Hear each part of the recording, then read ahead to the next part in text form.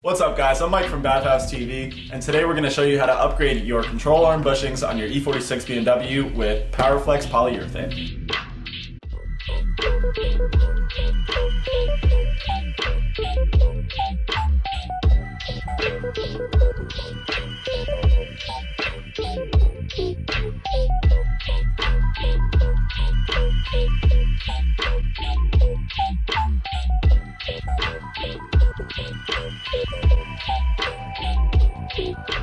So the bushings that we're going to be replacing are the rear control arm bushings on the front control arms. So we purchased this kit from Powerflex. Included is 2 control arm bushings, and the cool thing about this kit is that they come in one size. So if you're familiar with the E46, or even if you're not, the earlier E46s came with a 60mm control arm bushing, and it was later phased out for a 66mm control arm bushing. So with this kit, Powerflex made it so one size fits all. You don't need to measure, you don't need to look up your VIN or see what's in there. A lot of the times, cars that were produced with a 60mm bushing, now being 20 plus years old, will have a 66mm bushing in there, and commonly people will purchase the wrong size bushing, get to the car, go to install it, and figure out that it doesn't fit their control arm. So Powerflex went out of their way to make a one size fits all bushing, and these bushings also come pre-installed into their brackets, meaning that you don't need any shop presses, you don't need any removal tools, you don't need any installers. This is a pre-made kit to just simply install. Here we have the part number. It's PFF5K-4601 for BMW. Not only does this fit the E46 BMW excluding the M3, it does also fit the E46 and E85 Z4s. So this kit can be used for multiple different vehicles from that era. Included in this package, which I always like Powerflex's packaging, should be 2 bushings pre-installed into those brackets as just mentioned, and along with that we should have some PTFE silicone. So here's one of the bushings and here's the second. They are specific to the side of the vehicle, so you can't put a left one on a right and vice versa. Along with the bushings, to do this installation you're going to need to replace the 4 bolts that install these bushings to the chassis of the car. A lot of people reuse them, but BMW insists that they're one-time use. So if you guys need that part number, we'll put it in the description below. It's 330-676-0652, and you'll need 4. Now just taking this plastic off of these bushings, you can see they're super high quality. The brackets are supplied by CTE, as shown here. So these bushings are pre-pressed into the brackets, and it makes it really easy to install these. The most difficult part of doing control arm bushings, even stock ones on the E46, is pressing in the new bushing, and then afterwards it's a pretty straightforward install. These brackets are clearly labeled left and right, so you know which one goes where, and the right side of the vehicle in left-hand drive cars is always going to be the passenger side, and the left side is always going to be the driver's side. Now the bushings themselves that Powerflex makes are proprietary to them, so you won't find any of this polyurethane anywhere else. It is really high quality, and it definitely has been mastered over the last few decades that they've been in business. We do have a lot of experience with polyurethane at our garage, and we've noticed that some of the lesser quality polyurethane does degrade over time. And personally, just from our own experience, we really haven't gone and replaced Powerflex bushings for failure ever. I can't say that it's not possible that others have, but we've had really good luck with them, and they do last a really long time. So one of the largest failure points of a polyurethane bushing is grease retention. So when you go and install a polyurethane bushing and everything's lubricated up at first, you might start to notice over time that they start making noise, and when you hear noise, there's friction on that part, and eventually it starts to wear out the bushing. What Powerflex has gone and done to combat that issue is engineer a crosshatch pattern in their bushings. So if you look closely into the crosshatch pattern, you'll notice that there's tiny little spaces that physically hold the lubricant in place. And what this does for the bushing is gives it a long life cycle. Now, the grease will literally be trapped into those tiny pockets, and as this part is moving over time, the grease doesn't get pushed out of the bushing like in other bushing designs. This single design feature in these Powerflex polyurethane bushings is what makes them last so long, and is why we choose to use them at the shop. As mentioned before, along with your bushings comes a small bit of PTFE lubricant. So Powerflex has tested pretty much every type of potential lubricant that they could use for these bushings, and have come to the conclusion that this PTFE silicone is the best assembly grease for this. The only place that we have to install this PTFE silicone is inside the inner bushing when we go to install it onto the control arm. Now it is really important to use the PTFE silicone that is provided with your bushing kit. You don't want to use any other lubricants or greases that you have in your garage with the polyurethane. The reason that Powerflex has chosen to use PTFE silicone is because it's weather resistant and it does not wash out over time, meaning that you're not going to have to go back and re-grease these all the time. They shouldn't make any noise, and the grease should stay within the bushing when you install it in this 6-point mounting point here. So we actually have some of the stock OE Lemfurter bushings here to show you guys the differences. We're just going to take these out of the box. This is what the stock bushing looks like, and as you can see here, these are pre-pressed into the bracket as well, but there is an option to purchase just this bushing, and normally you're going to reuse your brackets and press this bushing into place. As mentioned before, these are obviously pre-pressed, but if you are trying to reuse your brackets, you can buy from Powerflex just the inner bushings. From our experience, they are a little bit more difficult to press than the OE style bushing, so be prepared for that if you are opting into just purchasing the bushing. We went with this route because it is just a remove and replace option, and all the hard work is already done for you. As you can see, the stock bushing is rubber and has a lot of room for movement. The upgraded polyurethane bushings are going to be a lot tighter, and they do feel a lot better when driving the car. These get a little sloppy over time, and they do make some noticeable clunking when they start to go bad. I have never seen a set of these ever go bad. So now that we've talked about the bushings that we're going to install, we've shown you guys the stock option. We're going to show you guys the third option, which is another brand of polyurethane bushings that are currently installed on the car that have actually failed. So we'll be able to show exactly why those bushings failed, how they failed, and the differences between those bushings and the ones that we're going to install, so you guys can make your own judgments as to how these are superior to the ones that we currently have on the car.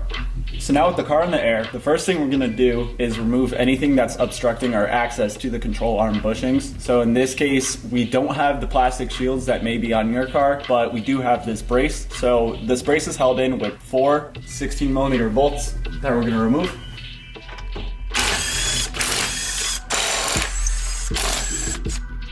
Now with the brace out of the way, we have access to both of our control arm bushings and the associated bolts.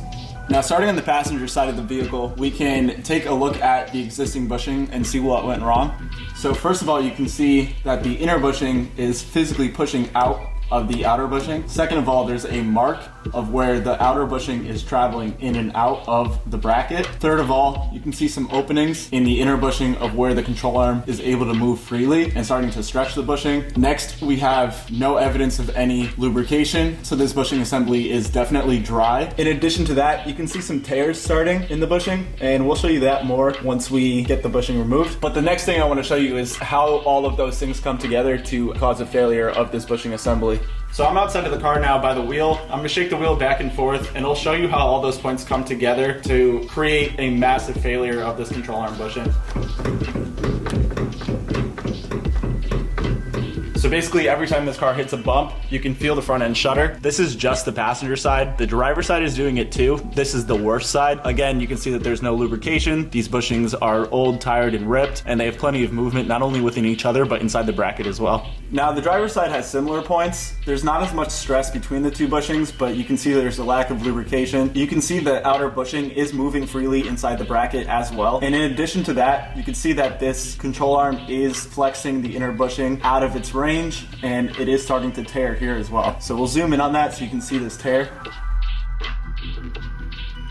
So one thing I'm going to do, it's not necessarily necessary, I'm going to quickly pop the front wheels off just to take some load off of the control arms when we go to remove the control arm bushings. You don't have to do it, but again, we're just going to opt into that. So now with the wheels off, we're going to undo these 2 16mm bolts, and then the control arm bushing should just sag down.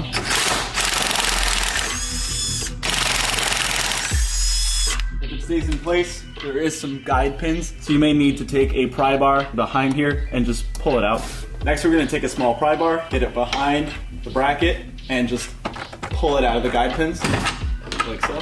And then you can pull the control arm down. I'm already noticing that these bushings aren't really pressed together well, or they've tired out pretty bad, because I shouldn't really be able to pull this off of that like that. So in any case, we're gonna show you guys, as if you have stock bushings, how to remove this. There is a special tool for this. You might not necessarily need to use the special tool. There are options of whaling it off with a hammer or using some other pullers, but what we're gonna do is show you guys the tool made by CTA to properly remove a control arm bushing. These 6-point bushings are a lot easier to remove than some of the older E46 ones or the later E46 XI ones. But before we do that, let's go remove the passenger side control arm bushing, and then we'll remove them both off of the control arms at the same time. So same thing here, we're just gonna remove the two 16 mils. And you get 5R somewhere between the bracket. Just do a couple spots, kind of wiggle it off. There we go. And this one is actually spinning freely on the outer bushing and on the inner bushing. So this one has definitely failed in multiple ways, and it's why it appeared worse when we did the shake test. I have never seen that. These all move independently of one another, and that's just wild to me. So as mentioned, we're gonna use our BMW control arm bushing kit. This is both a remover and an installer. This one specifically is made by CTA Tools, and it's part number 8920. Inside, you're gonna find your remover and installer. In our case, we already have our remover set up. With the remaining parts in here, we can create our installer, but at this point we're just going to grab our remover and go over to the control arm. So this tool makes it really easy to remove control arm bushings off of any E30, E36, E46. Again, the E46 rear-wheel drive is the easiest to remove and install. Also, the cool thing about E46s with this hexagonal pattern is you don't have to index the control arm bushing to the control arm as you have to do on, let's say, E36s where this center shaft is just straight. So it's pretty obvious when you go to put it back together what the correct location for it is. It's not really as easy to screw up as, say, an E36. What we're going to do first is we took that bolt out of this tool. We're gonna put the bushing tool over the control arm until it locks into place. Then you take your bolt and thread it back in, and we're gonna pinch it right up against the outer pin on that control arm.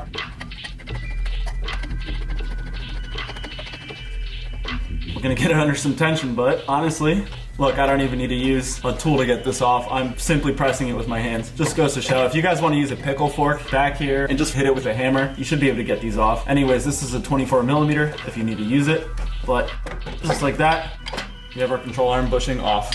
So just to show you guys just how easy it is to take these off, if you already have some old polyurethane ones here, you can just pull on them and they come off. But just again, to show you the correct way to take these off, we're gonna put that back on, and just from a different angle than you saw before, we're just gonna mount this like this, go with the pin, push against the control arm, and then it walks the bushing off. So it looks like this bushing is already obviously a 66mm, as this one is that neutral size that fits between 60 and 66. And you can see it just easily comes in and out. And the reason for that is the inner bushing is made up from this ribbed design. And you can see that there is some grease retention in here, but overall it's not a lot. And I think what it's doing is also contributing to grease coming out, lubricating this bushing, and then sliding this inner bushing in and out of the outer bushing. So if you look inside the Powerflex bushing, you can see that crosshatch pattern. And that pattern is what makes the difference, that compared to this rib design. Also, you can see now that this central bushing is almost oval. It does not fit in here perfectly. If you are to rotate it, look at the gaps, it's completely out of spec. And then this is the one where the outer bushing was really rotating on itself too. So not for nothing, these are from 2016 and it is 2024. So these did do 8 years of work. Still, they did fail and it is time to replace them. So now you're gonna get your control arm bushings and pop the center bushing out. Just gotta push on the back end. The other side is chamfered, so it only goes in one way. You're gonna grab your PTFE silicone and we're gonna lubricate with half for each. So I'm just gonna split this in half roughly. We're gonna use the first half on the inside bushing of each of these control arm bushings. If you have any left over, you just go inside and get it all in there. So on this bushing setup, the inside of this has that crosshatch and this side is smooth. Take the rest of it. Do the same thing for the other side. And now we can go back to the control arms and prep those for install. So to prep the control arms, what we're gonna do is just take a little bit of brake parts cleaner and clean up this stub here. And after that, we're gonna take a file and just clean up any rough edges. It's usually on the side of the casting here. Once it's smooth, you can wipe it down again and go grab your inner bushing. So there is an alignment for the inner bushing. You want the 2 center points of the hexagon to match up with this square, the square being this. So the 2 center points are gonna go over those 2 ribs that we just filed. And you just put it on and push it into place. Should be relatively flush with the outside of the control arm. Next, you take your outer bushing and bracket. We're just gonna massage it into place.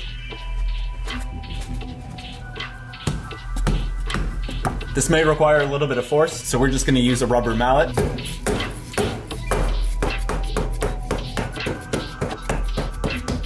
can see some of the extra PTFE silicone that the bushing did not need starting to come out as it fills up all the little galleys.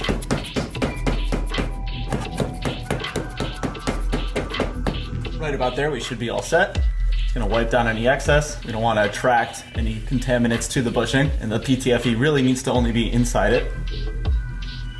And just like that, we have it installed. We're gonna go do the same process on the passenger side.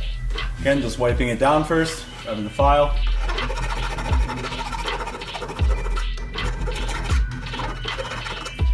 Grab your inner bushing. We're gonna put it in the same way. Push it all the way back. Again, relatively flush. Grab your outer bushing. Make sure the chamfered side goes inward.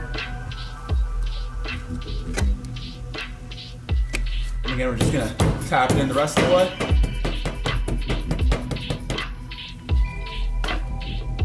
And then clean up any excess PTFE. Next, we have to push this bushing back up onto the chassis and get it over these alignment dowels. We just have to force it into place. Just watch on the inside. You might have to kind of kink the bushing in and out.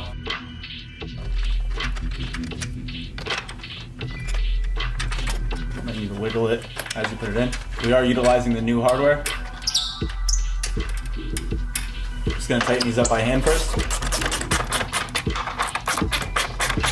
I like to do things by hand on reinstallation, not an impact, so I can feel if something's going wrong prior to messing up the thread. And then these are gonna get torqued to 60 Newton meters.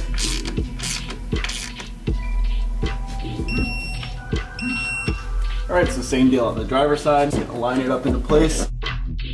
The juggle is really just finding the correct position on the bushing. Again, this bushing can be spun on the inner one. So once you figure out that spot, it becomes pretty easy to line it up. You just don't want to force anything in.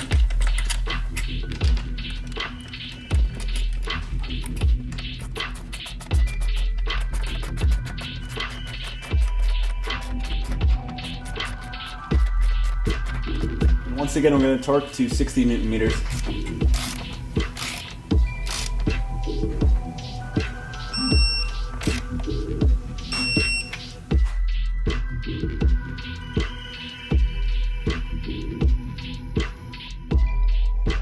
Afterwards, reinstall your brace and any covers that you have underneath the car, put the wheels back on, and enjoy.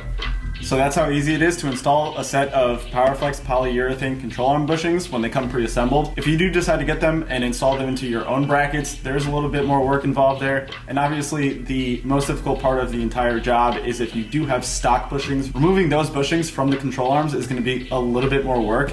But overall, it's a pretty straightforward job. As you saw before, when you have polyurethane bushings already on the car, it's as simple as just pulling the old ones off and putting the new ones on. If this video was helpful, be sure to let us know in the comments below. If you guys are interested in more E46 videos, we do have a bunch already in our channel and we're constantly uploading more, as well as other vehicles outside of the BMW world. If you guys are looking for any of the parts or tools we use, we're gonna try our best to leave them all in the description below, so be sure to check that out. As always, thanks for watching BavhausTV. See you in the next video.